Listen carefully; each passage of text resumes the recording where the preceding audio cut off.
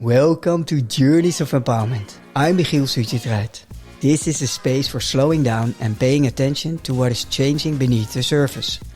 Through honest conversations with aspiring, impact-driven female founders, we explore the moments that reshape us, the questions that won't go away, and the choices that quietly alter the direction of a life.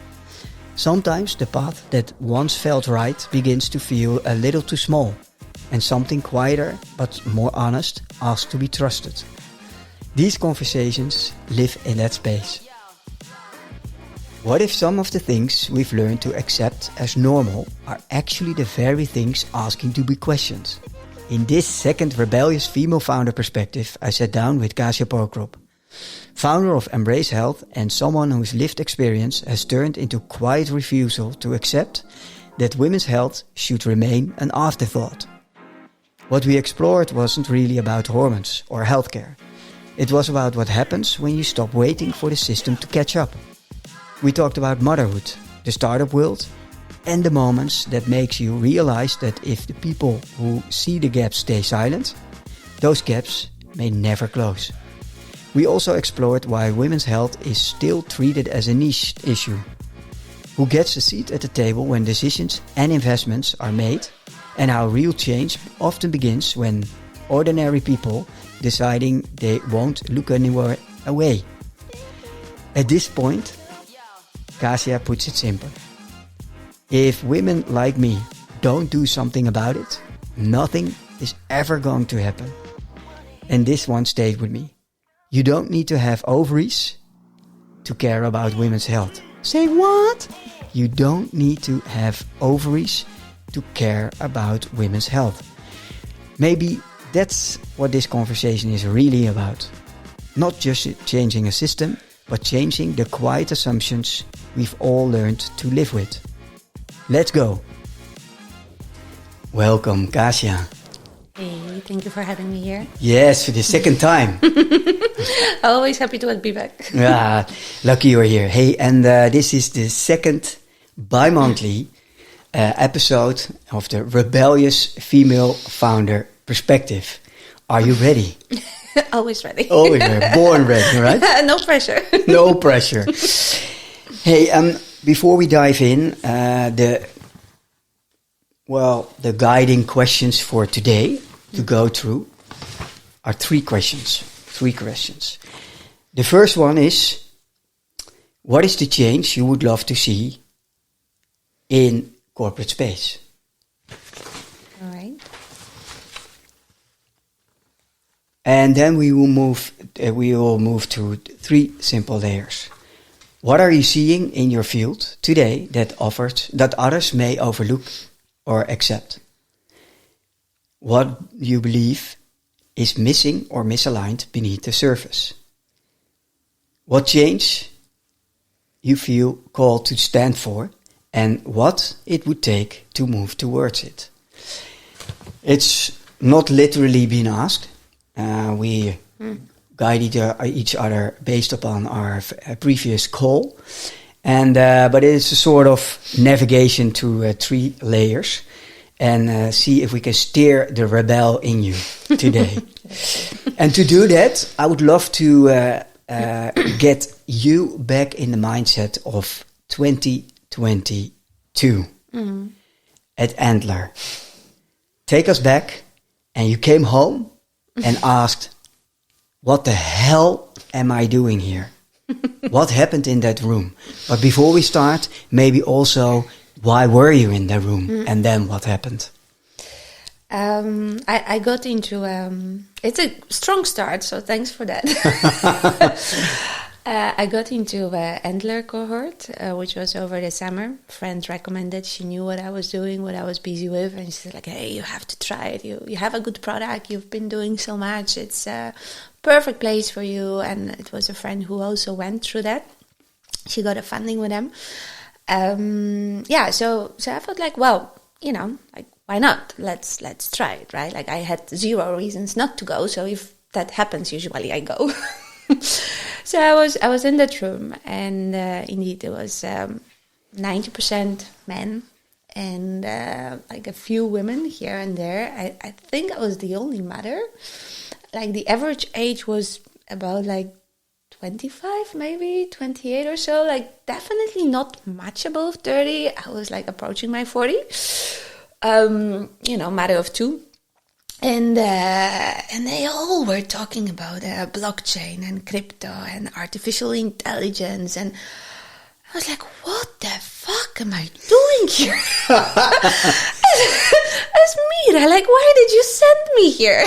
Literally. And like, I came there at that time was with Mamamoon, was all about pregnancy and hormones and birth and postpartum depression.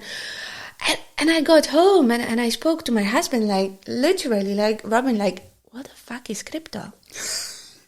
I didn't know. Oh. and there was it. And I was, like, really wondering, like, should I even go back? Like, how are you within 𝗥𝗲𝗃 cohort? You are supposed to find a co-founder, form a team, right? And so that was pretty clear. Like, I met people that I liked, but it was pretty clear, like, that the chances of, like, finding a co-founder in that group with, like, only men talking about blockchain and crypto and multiplying it and God knows what, where I came with an impact and health for women's and hormones, like, okay, that's gonna be a challenge. But I did go back. So what made you go back?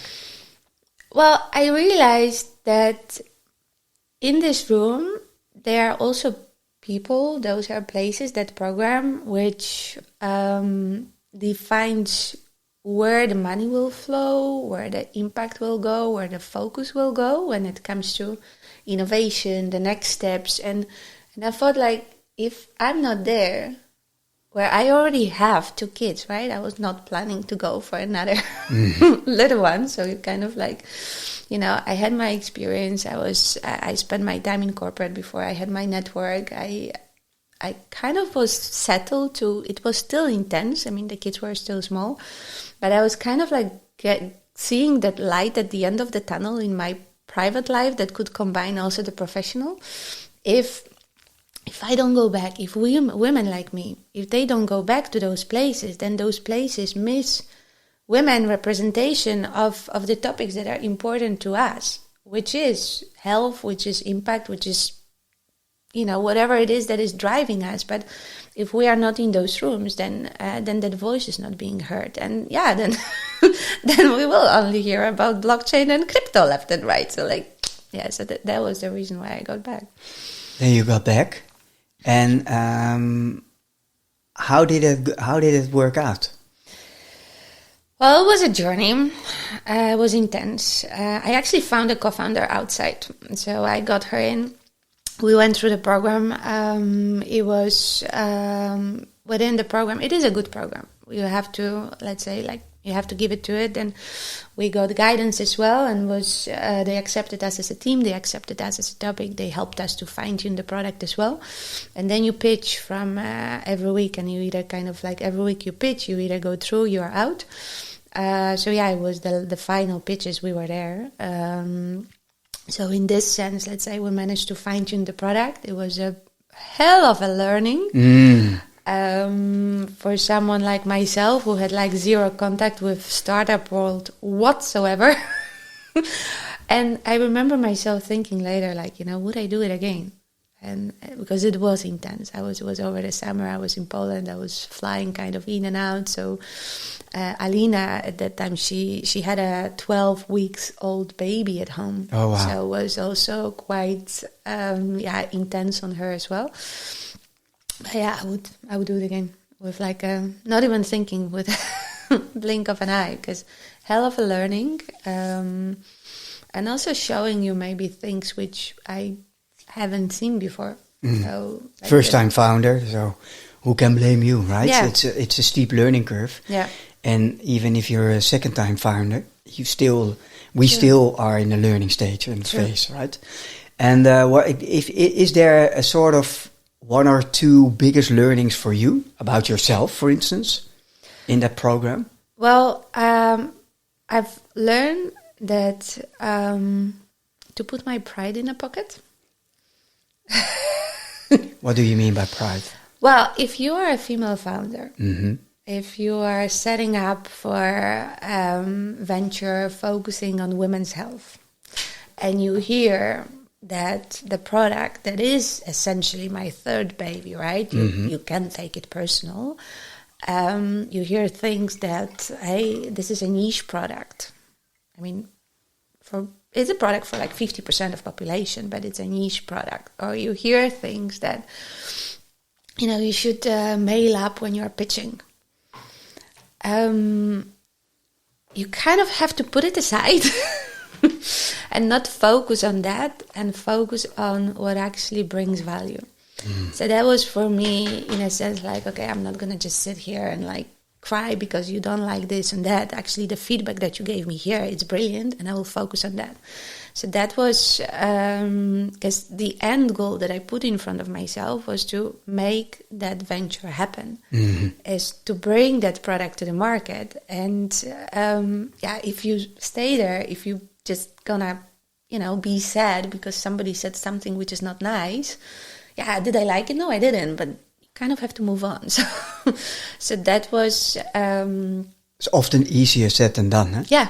So what helps you to not let it block you and get in your way and get your ego fired up? Instead of that, you take it, you think about it, but what helps you in that process? Well, you see the end goal. You know what is your end goal. And then you see that you're moving in that direction. So in this case, and so that was for me really something which, I think in the past, if I would think about my, 25 or 30 years old self, I could have maybe taken some of those things a little bit more personal, or you kind of like overthink it, and you didn't have time to overthink those things. It was like, we are going there. You have that much time. You have to do this and that, and to be there, and you know exactly where you're going. Yeah, so you go there. Yeah. Sounds like a profound learning, right? Yeah, it was really learning on the go, and that's the other thing, that you learn the most by doing, by experimenting, by staying also close with people who will be either using whatever it is that you're building. And that was also the other learning, because we pivoted a lot as well. So it's not like, we may have this idea in our heads, but maybe that's not necessarily what people want. Maybe it's good in this stage of our conversation to a little bit elaborate on 𝗵𝗽𝗽𝗲𝗄 Health, formerly Mamamoon. Let's start with the initial idea. What was the initial idea about Mamamoon? Yeah, so with Mamamoon, we started with addressing women during pregnancy, birth, and postpartum. And the goal was really to deliver a program which is focused on the mother, because everything out there is very much focused on the baby.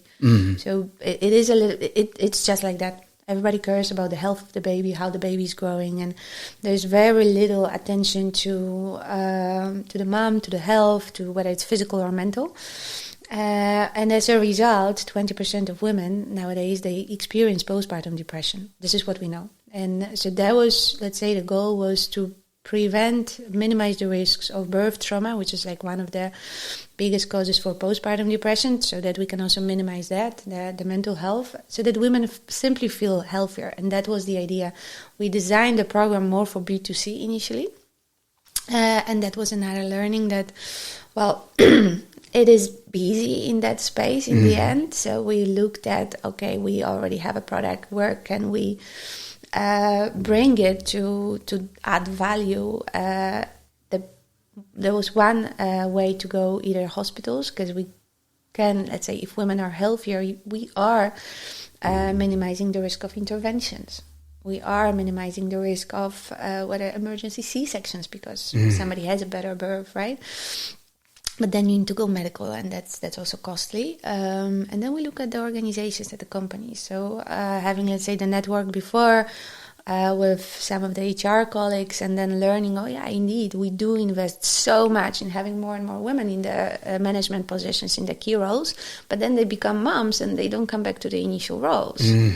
So it was a pain. So that was how we pivoted towards the B2B space. And then also staying very close here in the Dutch space within B2B. It is a smaller market, maybe if we would be in the US, where you have a bigger market, everybody speaks the same language. we could be with a very niche proposition just for that period of women's life, pregnancy, birth, postpartum. But here we would continuously hear, well, if we give those benefits for women who are pregnant, we need to have something also for the younger, for the older. So we can't just give the benefits for this one small group of women.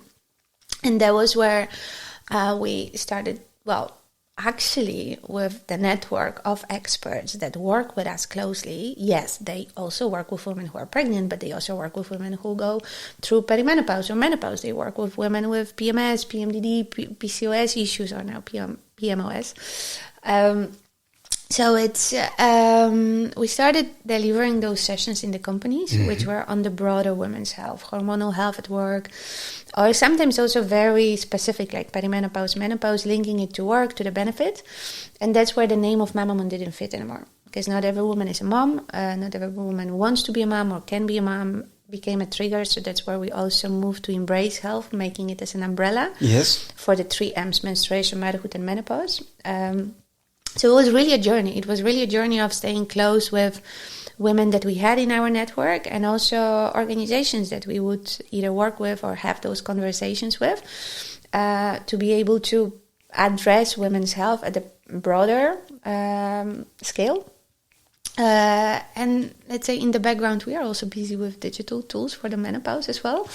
But we already can do things, so we are doing it. So not also waiting for the moment where you have everything ready and it's perfect. And there's something in that, and that waiting, that is something that if you have to think about waiting, that does something with you, right? Yes. As a person. Because you once said, if women like me don't do something about it, nothing is ever going to happen. When did that responsibility become yours? Well, I looked at my daughter, and I just thought I can't not do anything.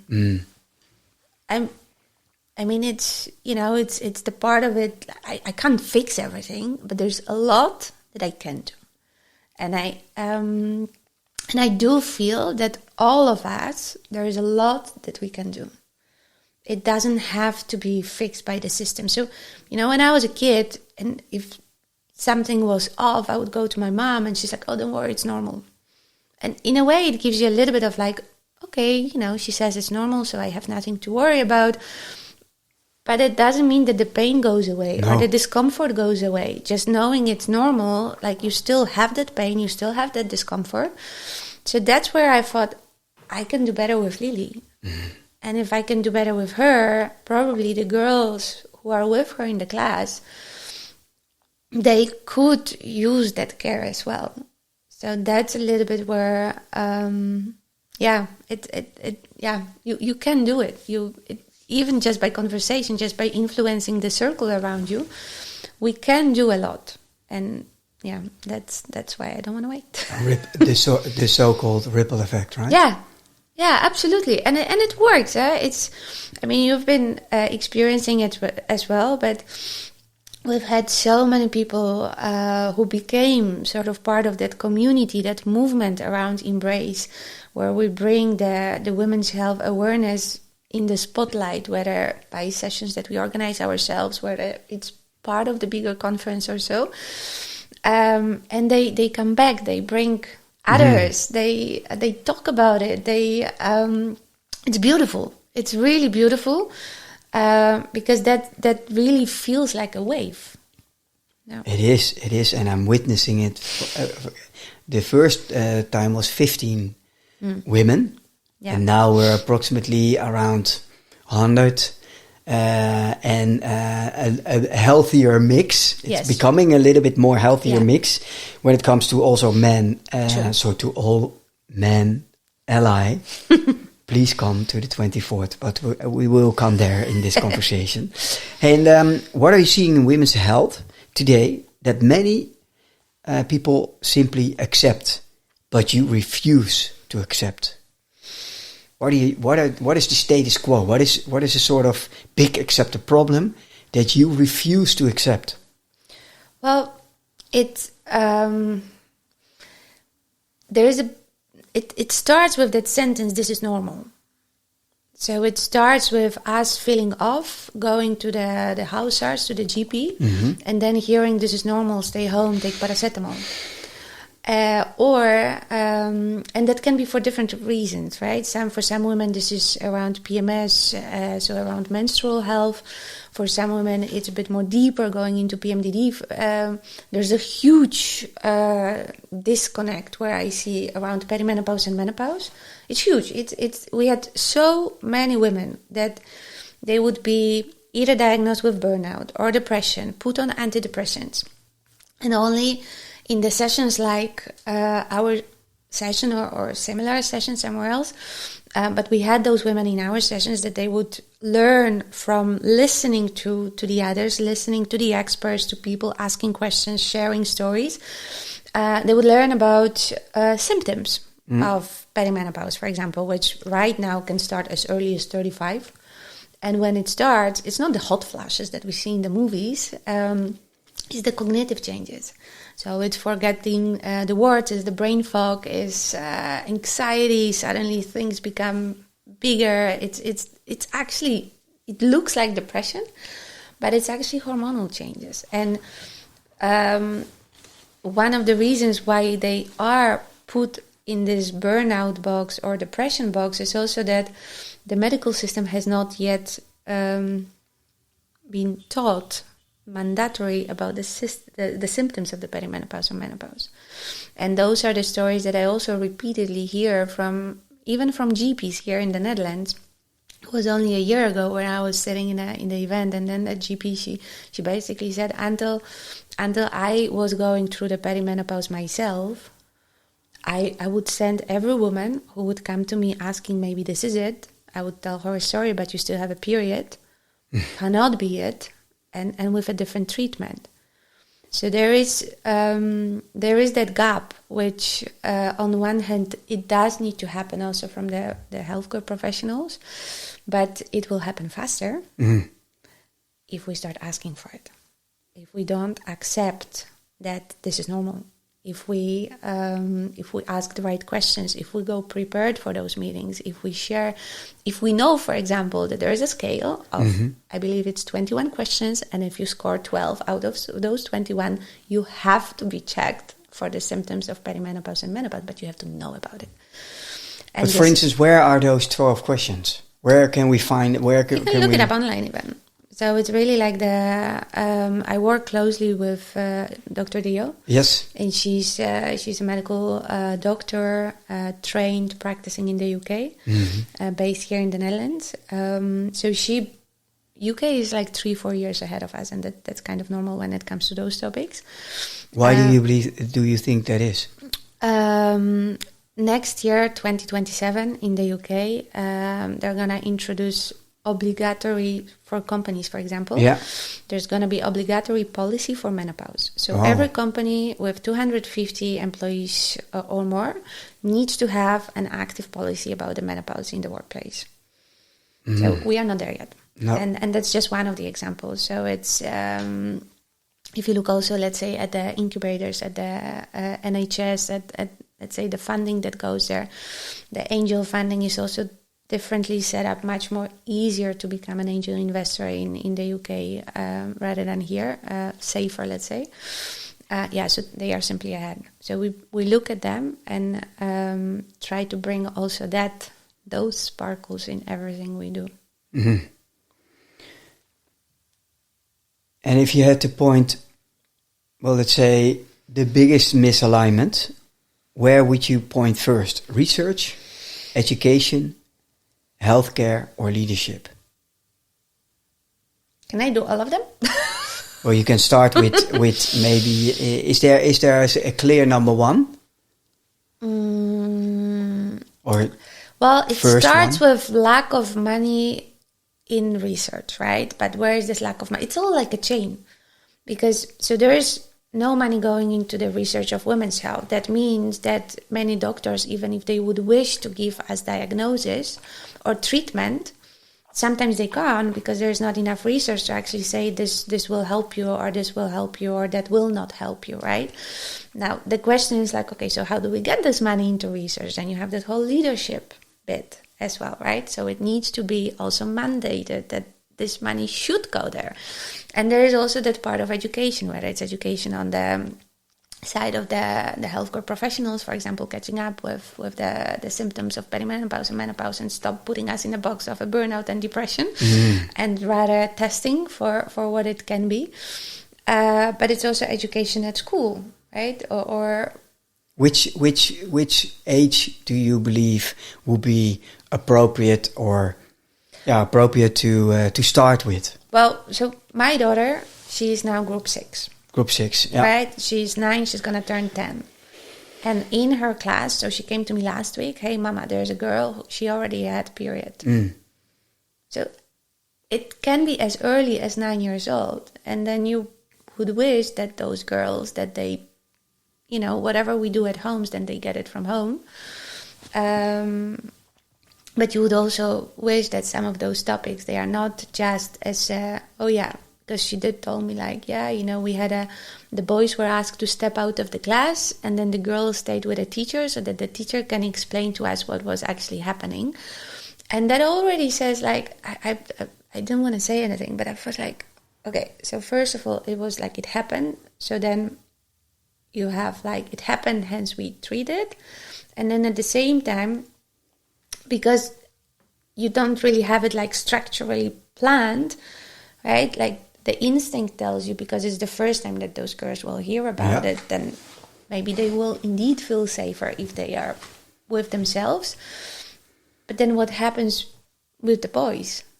You would wish, I also have a son. I would also wish that he is, educated on those topics, that he is able to kind of have empathy, that he, understanding. I mean, it's just easier to live your life if you can feel okay, that's not even taking things personal, because it's just the way that biology works, right? So what would be your advice then to do to the school who chose to separate all the girls to have this conversation? What would be your advice? I would love to have a program as a part of that education system. And it doesn't have to be, I think, complicated, because, they're quite, if I look at my daughter and at her friends, you can have a nice conversation with them. It's not like they understand, they are a little bit more, they are different. I think I was more of a kid when I was that age. But they seem like you can really have a normal talk with them, that they, so I think they are ready. I really feel that that they would be ready to have that chat, and especially that, imagine if that happens to you, it can be a little bit scary, right? And if you're not aware that can happen to you, and then if, let's say, how you can also support each other as a group, so that would be just a very different start. But there are different priorities in everywhere, but. And how far are we when it comes to education? There's still no education at all? There is some bits, but that's also what I hear. It's a little bit later.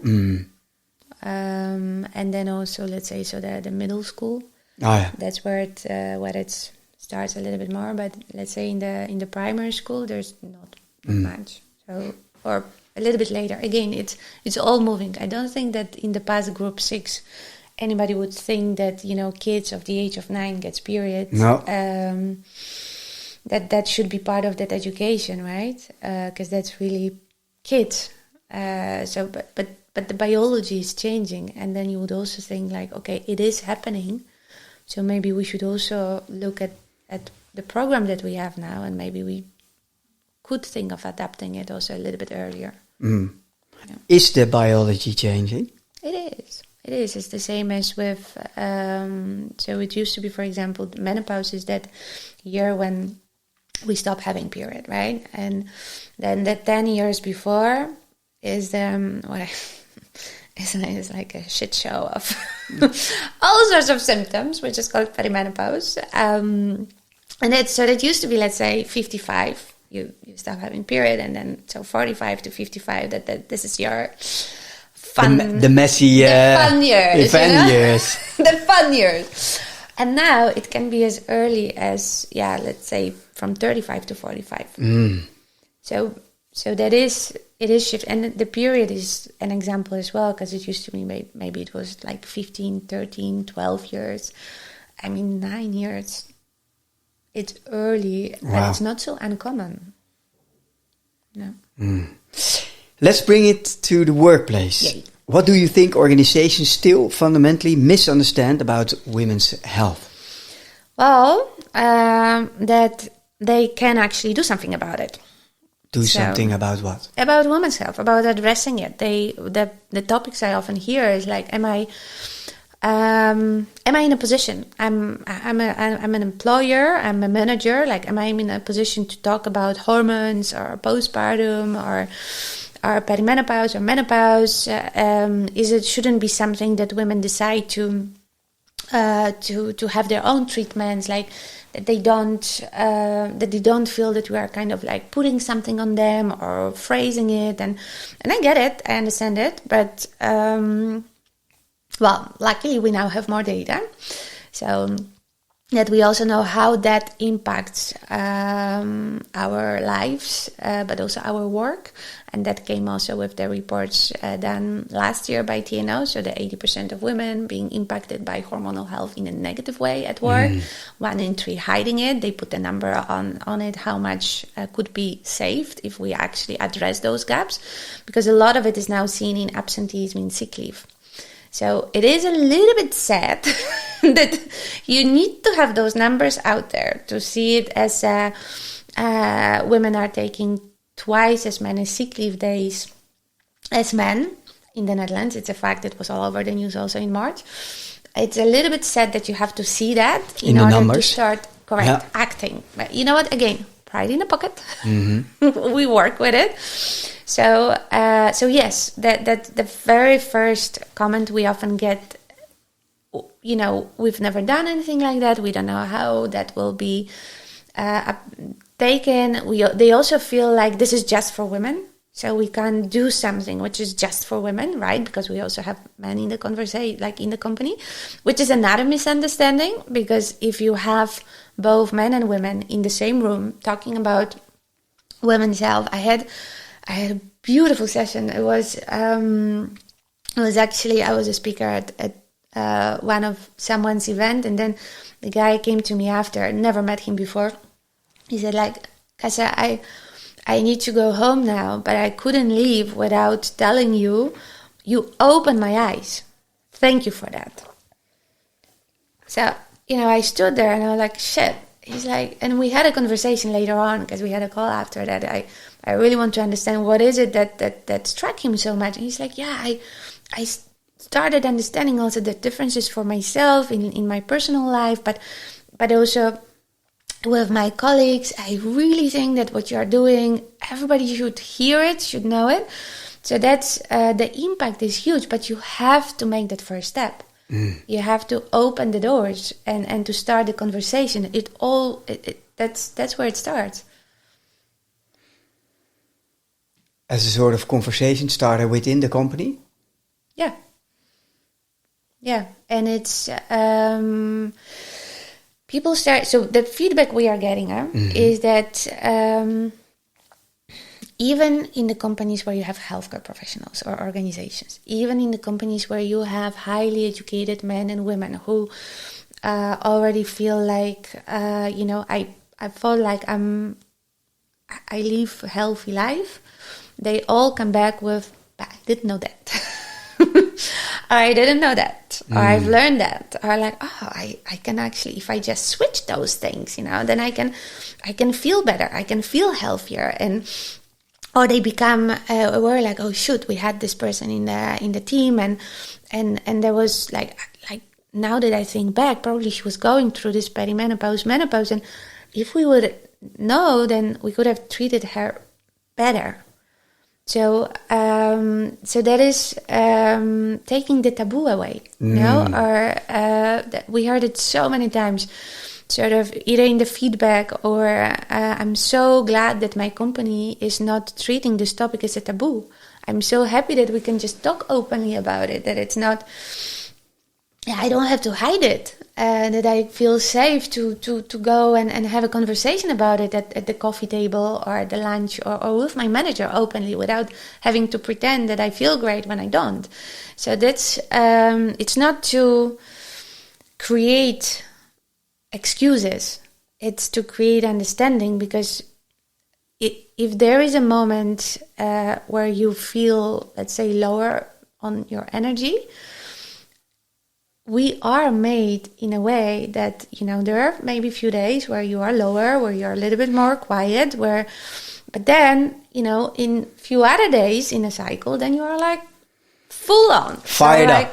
Exactly. So like all together, it's same. But if you know what are your strengths in which period, or if you know also, if you are aware, like, oh shoot, again, so taking, let's say, the period part that's more around the cycle, right? I mean, those days where you're a little bit stronger, then you can go for it. And then there are days like where you just don't want to talk to people. And maybe it's not that you can always do that, but yeah, then you can also use that for more analytical work. And so you can work with your strengths and deliver more.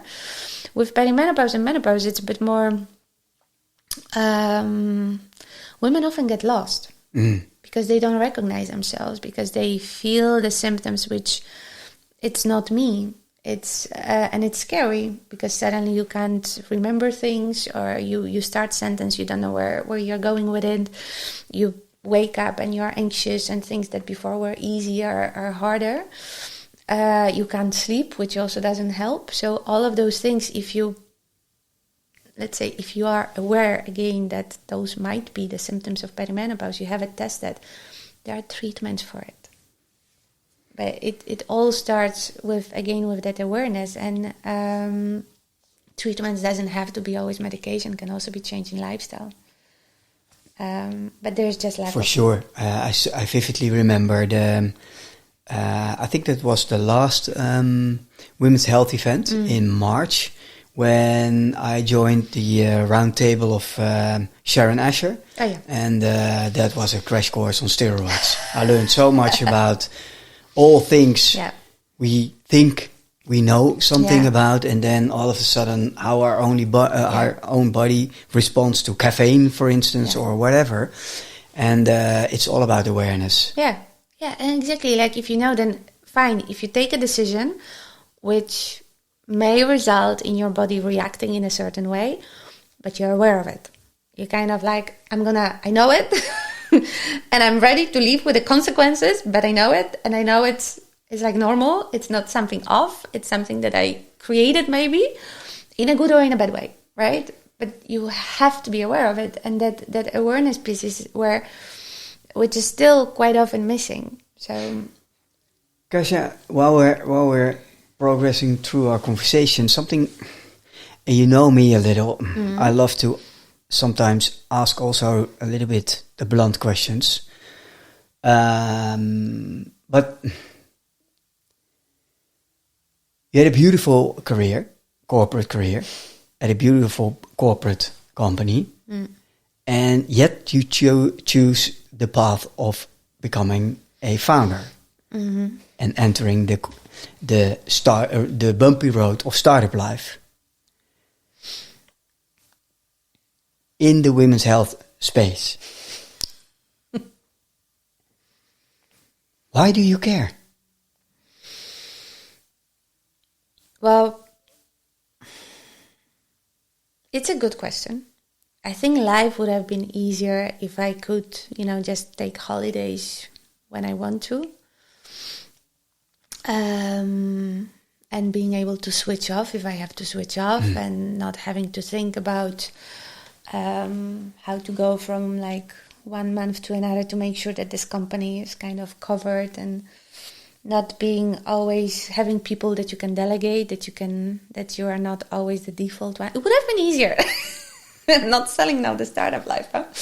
But I remember 2 things. So the first one was when my daughter was little, and I was still working in corporate, and I had a team. I was working in digital health. It was still like a product which I really deeply cared about. But I was always late. I was always late at work because there was the whole thing, shebang in the morning that you had to do with a kid, right? Then I was late to pick her up. I would be late for meetings because I had to pump maybe in somewhere in in the basement. I wouldn't be there, for like my friends or whatever. It was. I just felt like I was just guilty continuously. And I remember I sat down, like I was once sitting in the office, like that time that I'm here is the time that I'm not with my daughter. Mm-hmm. Am I spending this time right? And that's when it kind of hit me that if I already decide not to be with her, at that time it was with her, I want to make sure that I'm spending time doing something that can add value to either my life or our life or somebody else's life. And with digital health, it was still there. Then that element went away. Corporate life it's a busy life, right? There are things changing. And that's the other thing. They closed the business like a month before we're supposed to kick off the clinical trial. So basically I was working for, 5 years on something that suddenly somebody decided like, sorry, it's not going to happen. And 80 of us, were just out. Oh, wow. So there 80. was, and there was the other thing. I'm like, okay, so I've been working on something really hard on the weekends, on the evenings, and now just somebody else decides that this is not going to happen. Mm. That's not okay. So I want to be in charge I want to decide how I spend my time. I want to be in charge of what happens with that. If I decide not to continue it, it's going to be my decision, not somebody else's decision. And then I really tried to go back to corporate, but I really couldn't get inspired by moving boxes from A to B or anyway. So it was really, that was the part which, how do I spend my life? How do I spend my time? The moment, and that only became to me so clear the moment that I had a kid. Mm. I think before it was not so strong there. It was more about enjoying life and having good time. But that was very clear picture. And the other moment was also what we shared, let's say, with 𝗏𝗏𝗏, with just sitting in that room and seeing how the decisions are being made, where the money is flowing, pitching to investors continuously, and seeing that I just spent so much time on explaining the problem because they don't understand the problem of women's health. There's no time to actually talk about the business case or about where the money is going. And I thought just about all of those women who are in a similar position as myself. If you give up, then what's going to happen? Nothing. Like trusting that the system will catch up. Like, I don't see that, or like trusting that like one day you wake up and like, the funding is flowing into women's health, or like all the doctors are educated and there's a clinical research done and like the schools and the kids are, This is sort of the ideal outlook of the future, right? Could be. Yeah, could be, yeah. But, and still we're in 2026. Mm-hmm. And I think we had this conversation also, right? Like, I was asked a couple of times, like, how would you envision the life in 2040 when it comes to women's health? I'm like, honestly, it's not that I don't care, but we are now. Like, we are now in this moment. I mean, I want to be healthy. I want my daughter to be healthy. I want my mom to be healthy.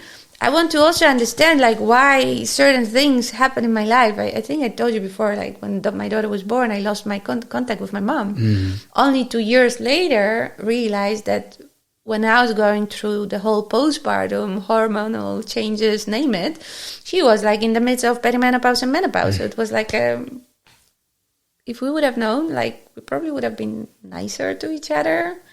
With more empathy and understanding and just again knowing it's biology, there's no stigma, More common understanding, common language. Correct. And that's also, let's say, seeing like happen to me and my mom, like we got back together, all is good. and we can now talk about it openly, and it's actually a much richer bond probably, but could have saved a couple of years of, strange connection. Yeah. A more personal question pops up. And since it's Journeys of Empowerment, it is, of course, also about our personal life. Where do you believe comes that intrinsic motivation to change something in the world? Where do you believe it's inherited or nurtured? Is it nature or nurture? No, it's a good question. I think it's a combination of both. But I do feel like I can see some signs in me of my dad. You know, the lack of patience. That I recognize about you. I'm not going to wait, I'll just do it, you know. And it's, so definitely, and I can see it now, you know, in my son. So my kids, they don't look like me. They're all very blonde, like very strong Dutch genes, you know. But I see those genes in them, especially in the mini one, the lack of patience. So there is some things of that, but I also truly believe is like how you also go through life and the experiences that you're having. And part of it is, of course, you know, you get probably out of home, right? It's your first circle. Like my dad would always tell me, like, Kasia, you know, like, I had a very interesting teenage years, you know. So it was like, Kasia, I understand that you are that age and you're doing the things that you're doing, and you are my daughter. And I know that because you are my daughter, you'll be fine. But for God's sake, can you make it easier or just hide it better from the mom, from your mom? Because I can't stand those arguments anymore, you know? Like, so I was like, I know you will be fine. I know that if somebody has to do it, it will be you. Can you just behave a little bit better towards her? Because I can't stand listening to her anymore. So it was kind of like, I got this trust from him. So that is also something nurtured, right? Like you have people around you who believe in you. But it's also through the experiences that you have. Let's say the life that you're going through, you know, the moments when you realize like, oh, this is why I'm doing something, or this is like, you make those decisions, you know. I moved to Belgium for like a year when I was studying, and I remember I got up this one evening and I felt like I really felt so down, so alone, didn't know anybody. And I just looked in the mirror and I felt like, okay, I have two options. I can either sit here and cry, or I can just put on my makeup and go out and have fun. And try to make some friends. And what did you do? What did you decide? What do you think what I did? You know? Well, looking at you right now, I believe I know the answer. So it was really like those. It wasn't boring. No, but those are the moments where you kind of make those decisions, you know. And it was also, I have multiple of those because before I came to Amsterdam, I was also, you know, I was in Singapore. Was I happy there? But I decided to be happy, you know. I wasn't happy when I arrived, but I decided to find your way. So there's a lot of ways that you make those decisions in life. It also depends probably the people around you. My dad always said, like, you need a mix, you know. You have to be equipped to live your life, but you also need to be a little bit lucky. And I feel, let's say, so that, you know, with people around, if I would say like in which way I was lucky, I think I was lucky, you know, with people around me. That was, you know, with either friends or, you know, with meeting Robin at the right time of my life, you know, with having, let's say, now people around me. So yeah, they make you who you are. So in this way, yeah, you are also nurtured in much bigger way. Yeah. Thanks for sharing. Hey, this series is called the Rebellious Female Founder Perspective. What are you rebelling against? Waiting.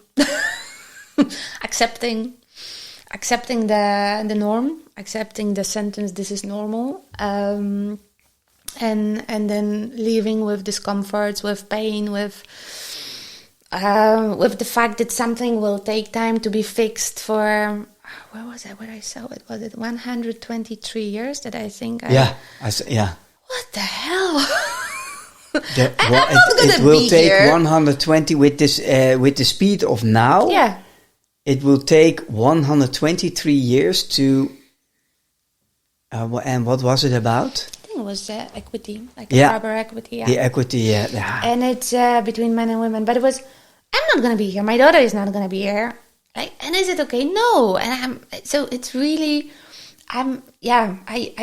that waiting part, that acceptance that the system has been like that for so many years. I mean, screw that. Then you have to change that.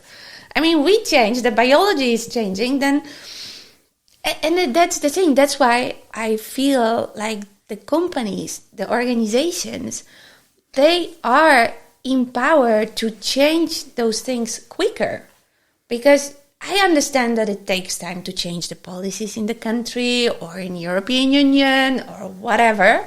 I get it. But if you are within the company, you can make those changes quicker. They are still going to take time, but you can make them quicker than the governments, right? And then you go next level. If you are in your closest circle, right? Maybe it's not, let's say, the company, but it's a part of the company. Or if you look at your family, at friends, each of us has a way to make that change. You know what I was actually recently really proud of? No. That was so cool. So it was Friday evening, and we had a session. Well, we had an evening with like few other families, right? Like the school families, and the kids were playing together. And at a certain moment, I looked at my kids and I was like, okay, I take you home because you are tired. Robin stayed. And then he came back after a while, and he said, like, you know what? We ended up being with 5 guys, and somehow we ended up talking about women equality. And why is it that there is no equality yet? And I was there, I was like, fuck, I'm so proud.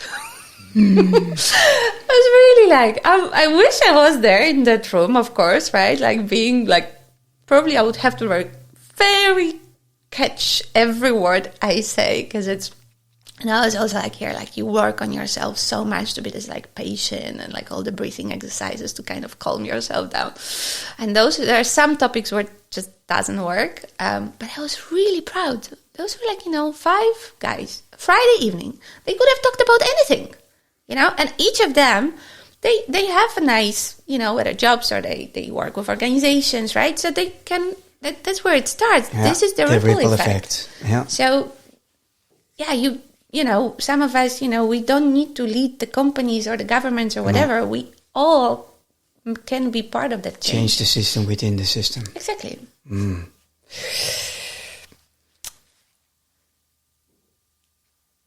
Imagine your daughter at 35.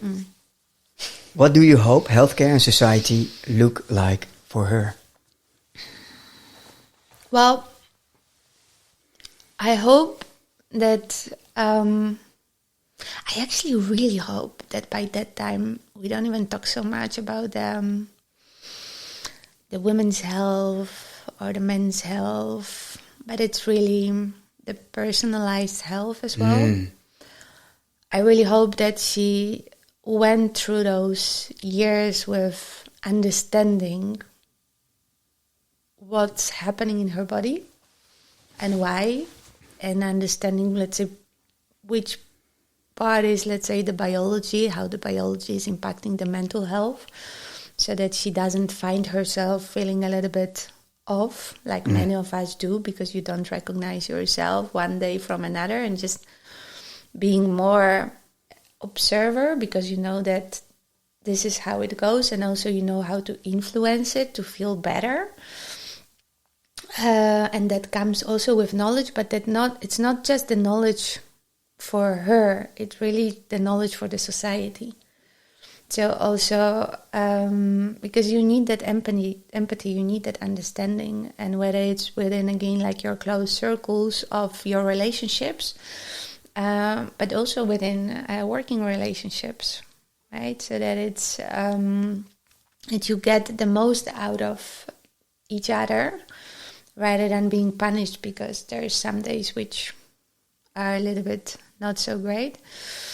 So more awareness, more understanding, more and also being more equipped, right? Let's say if the issue that we are now facing a lot is that there's a lot of diagnostic tools, but there's no treatment. So I would hope for her, let's say, so she's going to turn 10 this year, later, so it's like in 25 years that it's not, we kind of also move from diagnostics also to treatment, to prevention, so that we... So awareness on its own is not enough. No. That's what you're saying. No, and also understanding the root causes if something is off. So if somebody doesn't feel okay, that it's not just, giving the paracetamol because it's like putting a plaster or something, instead of being able to fix the root cause of an issue that makes you feel in a certain way. Correct. And that's, again, I feel it's like the physical health, but also the mental health, because that's a big part which... body and mind are one, right? It's all one. It's all interconnected. It's all one. It's really, and you can be so much stronger when you can put it together as well. Yeah. On the 21st of June, you are bringing a lot of people together around this movement, women's health. What do you hope happens in that room? And what do you hope, or who do you hope would join the conversation? So maybe start a little bit with a brief outline about the 24th event. Yeah, it's one of those. It's one of the favorite moments for me. We do it every quarter, and it's we bring together really the top experts in the field of women's health from the holistic health. So there's the clinical part, there's research part, there's also the mental health, the gut health, and we put them on a panel, and then we have the room full with people who either are passionate about the topic or curious for themselves, looking for answers. So that still very often happen, or they're curious for supporting others in their lives, whether it's their own relationships, friendships, or family, or also within the organizations that they are, and it's beautiful. So you can't script it. It's part of it. We do guide at the beginning. That's a little bit more like to break the ice, and then after that we open for questions. So there's a lot of live questions, a lot of live sharing. You can't script it. It's really very much, every session is different because it depends who is attending this session. And it's the one thing that we have been proud of was to set the stage. This is a safe place. Yes. There is no judgment. And you can share, you can ask, you can comment, and the way that also feels true to you. And we've seen it. We've seen it multiple times. So that's something that we are very proud of. Those are the sessions that, I think this one will be number 11. And in every single one, I learned so much about either health or interactions or the key questions that people have. So for anyone who is attending, it's a lot of value on the spot because you also learn a lot, but it's also that realization of so many times like, oh, wait a second, I thought this is normal, but it's actually not so normal. Or differently, like maybe it is in a way like common, but there are ways that you can improve it or use the strengths which are there. And it's and then also thinking like, okay, if I'm sitting in a room which is like full of people engaged, because I think that's also, people are very engaged in those sessions, and you feel it. It's like that energy before the chat, and then trying to put everybody kind of a little bit quiet so we can have the panel, then the questions start, and we can it's always a struggle to kind of finish it up, to leave the room, because there's just a lot to still continue. So people are very engaged. So if you see it, like you look around yourself, like, okay, you know, if all of those people here, if they are like, they have this energy and they are so curious about the topic, probably like if you work, for example, in a company, in an organization, or again, you sit at the table with your family, probably if, you know, those people around me at this table, they will be also interested in it. They may also have those questions, you know. Some people have eye-openers again because they thought that like the depression and the burnout versus the perimenopause or similar one. So it's, very much looking forward to it. And who do we want to have in the room? Well, everyone is welcome. What we've been working really hard now is to bring more men into the room, to the Why conversation. should they care? Because every man has in their life a woman. Mm-hmm. And maybe for some of them it's a friend, it's a partner, it's a mom, it's a daughter, it's a colleague. But we all can relate. You know, someone once told me, like, you don't need to have ovaries to care about women's health. You don't need to have ovaries to care. No, honestly. So, yeah, and we all can do something about it. So it's, I think that feeling, most likely you also live with that empowering feeling, like, I can actually do something about it. I can actually be part of that change. And that's what we want people to live with. So yes, the value, the knowledge, but also feeling I can do that too, you know? Last question for now. You have a magic wand. You have one strike. What is what you want to see? What the biggest change you would love to see in one day tomorrow? I think what will help us a lot in that space is when you have from wherever is the top, that decision maker, whether it's again at the side of the system, the government, the healthcare, whatever is the top in whatever country, because that can also differ, that you have a clear mandate to close that gap in women's health, whether it's research, the treatment, now. Not in 123 years, not in 2040, but now. So having that clear dedication, because we've seen it so many times. You need, if you really want to have that change, you need that dedication. You need to basically decide, like, this is the direction that we are going. You're mentioning a mandate. What if could it be a law? Yeah.